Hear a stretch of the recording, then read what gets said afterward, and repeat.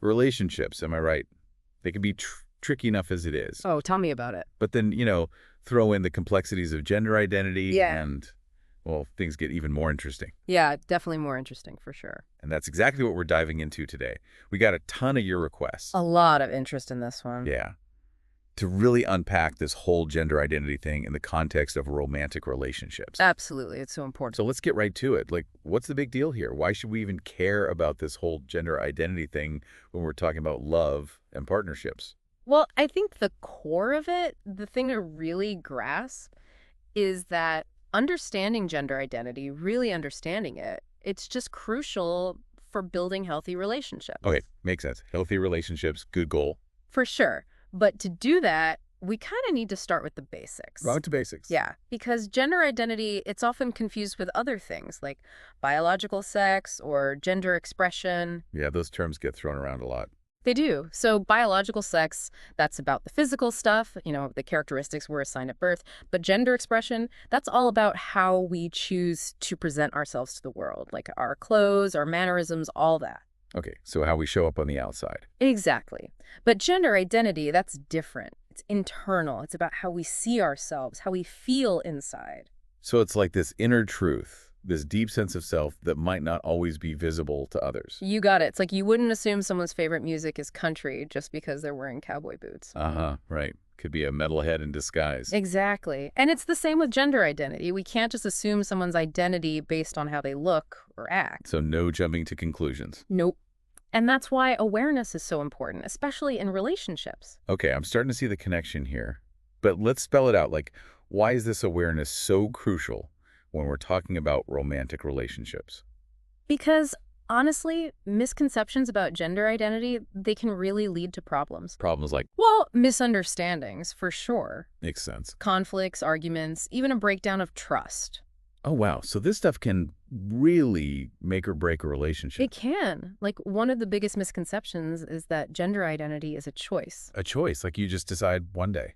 Yeah, some people think that, or that it's just a phase. Oh, I can see how that would be hurtful. It's incredibly invalidating, especially for a partner who's, really trying to understand and embrace who they are. It's like saying you don't believe in their inner experience. Exactly. And another common misconception is that everyone fits into these neat little boxes of man or woman. The binary, right. Right. But for folks whose gender identity falls outside those categories, that can make it really tough to feel accepted. So how do we break free from these traps, these assumptions and misconceptions? Is it all about communication? Communication is huge E. Okay, but everyone always says communicate, but what does that actually look like, especially when we're talking about something as sensitive as gender identity? Well, it starts with creating a safe space, a space where both partners feel comfortable being open and honest without fear of judgment. Sounds lovely in theory, but how do we actually do that? It's about being intentional. Intentional how? Like, tell your partner you want to understand them better, support them, and create a relationship where you both feel truly seen and heard. So set the mood, get comfy, light some candles. Maybe. But seriously, start by making sure you're both comfortable, free from distractions. Then, express your desire to understand and support them. So no ambush conversations like, hey, by the way, tell me about your deepest sense of self. Haha. Probably not the best approach.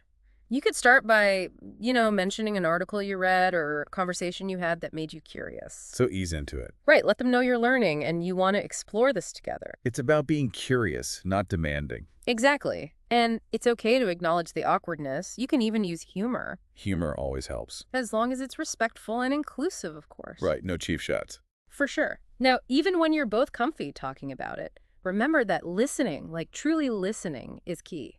Not just nodding and pretending to pay attention. No, not that. It's about actively engaging with what your partner is saying, trying to understand their experience and perspective. So going beyond just hearing the words. Exactly. Pay attention to their tone, their body language, their emotions. Try to really grasp what they're feeling as they share this part of themselves. It's about reading between the lines. And you can even reflect back what you're hearing to make sure you're getting it right. Like, so what I'm hearing is. Yeah. Or it sounds like you're feeling. Shows that you're really trying to understand. And it gives them a chance to correct you if you're off base. Makes sense. Yeah. So active listening is key. What else? Validation. Just as important as understanding is letting your partner know that their feelings are valid. Even if I don't get it? Or haven't had the same experiences. Yes. You might not personally relate, but you can still acknowledge that their feelings are real and valid. So I could say something like, that sounds really tough, or I can see why you feel that way. Exactly. Or even just, I'm here for you no matter what. Showing empathy, even when we don't have all the answers. Absolutely. Now, even with the best communication and intentions, there are bound to be bumps in the road. Bumps, like, Well, couples often face challenges, both from within the relationship and from external pressures, societal stuff. oh yeah, society can be pretty judgmental. It can. And those external pressures, they can really seep into the relationship and create tension. So we've got society telling us how things should be, Yeah. and then that starts to mess with our own thoughts and feelings. And that's where things can get tricky. We'll have to unpack that in part 2 of our deep dive. Absolutely. We'll dive into those challenges and some practical tips for navigating them next time. Looking forward to it. So last time we were talking about those external pressures from society and how they can, kind of sneak their way into our relationships. It's insidious, really. Yeah, and I imagine that can lead to some internal conflict, right? Like within the relationship itself. Absolutely. It's like this double whammy. Oh, explain that. Well, you've got society telling us how things should be, these rigid expectations about gender roles and The relationships. shoulds. Ugh, the worst. And those expectations, they can start to mess with our own heads, create tension between partners. So it's like we internalize those societal pressures and then they start playing out in our own dynamic. Exactly. One partner might feel this pressure to conform, to fit into those expectations, even if it means, sacrificing their own happiness or authenticity. Ooh, it's got to be tough. Feeling like you have to choose between being yourself and pleasing everyone else. Yeah, it creates this internal struggle. And meanwhile, the other partner might feel like their needs are being ignored, like they're not being seen or understood. So this disconnect, this growing gap between what each partner is experiencing and needing. And that's where resentment and hurt feelings can really start to fester. Makes sense. Yeah. But okay, how do we deal with that? Like, how do we address those internal conflicts when they pop up? Well, first off, it's crucial to recognize that those conflicts are there, to acknowledge that they're happening. So no sweeping it under the rug. Definitely not. And then it's all about communication, but not just any communication. It's about compassionate communication. Okay, compassion, I like that. But what does that look like in action? It means approaching the conversation with empathy, with a willingness to really hear where your partner is coming from. So putting myself in their shoes, trying to see things from their perspective. Exactly. Before you jump in with your own thoughts and feelings, take a moment to really listen, to understand what's driving their reaction. So asking questions, seeking clarification. Yeah, and also, validating their feelings, letting them know that their experience is real and valid, even if you don't fully understand it. So holding space for their emotions, even if they're different from my own. Exactly. And remember, sometimes the conflict might not actually be about the gender identity itself. Oh, interesting. So what else could it be about? Well, sometimes it's about the fears or insecurities that those changes trigger within the relationship. Like what? Give me an example. Okay, let's say one partner is transitioning, and the other partner starts to worry that they're no longer attracted to them. Oh, wow. That's a heavy one. A real fear of losing the connection. It can be devastating, and it's important to address those fears head on with honesty and compassion. So reassuring each other, reaffirming the commitment to the relationship. Exactly. Reminding each other that you're a team, and teams support each other through thick and thin. I love that. Teamwork makes the dream work, as they say. Exactly. But even with the best intentions, conflicts are going to happen. It's inevitable. So how do we handle those conflicts when they do pop up, especially when they're tied to these sensitive topics? Well, the key is to approach conflict with a spirit of empathy and compromise. Not about winning or losing. No, it's about finding a solution that respects both partners' needs and boundaries. So seeking that middle ground where everyone feels heard and validated. Exactly. And sometimes that might mean seeking professional guidance, like from a therapist who specializes in gender identity and relationships. Having a neutral third party can be so helpful, especially when things get heated. It can be a game changer. Now, another crucial aspect of navigating these complexities is allyship. Oh yeah, allyship is a big buzzword these days, but what does it actually mean in this context? It's about taking concrete actions to support your partner's gender journey. Okay, so it's more than just saying the right words. It's about walking the walk. Exactly. It's about showing up for your partner in tangible ways. Give me some examples, like what kind of actions can we take? Well, it can be as simple as using your partner's correct pronouns and name consistently, even when they're not around. So respecting their identity, even in their absence. Exactly. It's also about educating yourself, learning about gender identity, reading books, listening to podcasts. Expanding our knowledge base, becoming more informed and understanding. And it's about celebrating milestones in your partner's gender journey. Milestones, like what? It could be anything that's meaningful to them, you know? Like coming out to their family, legally changing their name. We're starting hormone therapy or having surgery. Exactly. It's about acknowledging and celebrating those moments of growth and affirmation. So even if those milestones seem small to the outside world, they're huge for your partner. Huge. And celebrating them doesn't have to be a grand gesture. It can be something simple and heartfelt. Like a home-cooked meal or a heartfelt letter. Exactly. Just something that says, I see you, I support you, I'm proud of you. Love that. Okay, so we've talked about communication, allyship, conflict resolution. Now I feel like we got to address the elephant in the room. Oh, you mean intimacy? Haha. Yes. Intimacy. It's a big part of any romantic relationship. So how does gender identity factor into all of this? Well, it's important to remember that intimacy is multifaceted. It's not just about the physical. Right. There's emotional intimacy, intellectual intimacy. Exactly. And for couples navigating gender identity, those definitions of intimacy might shift and evolve. Because what feels intimate to one person might not feel the same way to another. Exactly. And those needs and desires might change over time, especially as partners explore their own identities. It's like, imagine you're used to a certain kind of intimacy in your relationship, and then suddenly things feel different. It's bound to create some, well, some confusion or even anxiety, right? Absolutely. That's why open and honest communication is so crucial in this realm as well. So, talking about it, expressing our needs and concerns. And being receptive to our partner's needs and concerns as well. But, okay, let's say those conversations are happening. We're being open and honest, but there are still challenges.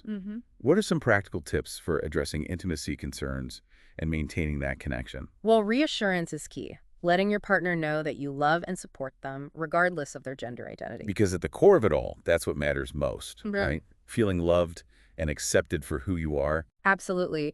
And patience is crucial too, because it might take time for both partners to adjust to these changes, to find a new rhythm in their intimacy. So no pressure, no rush, just allowing things to unfold naturally. Exactly. And again, seeking professional guidance from a therapist can be incredibly helpful. Having that outside perspective can be so valuable. It can be a lifesaver.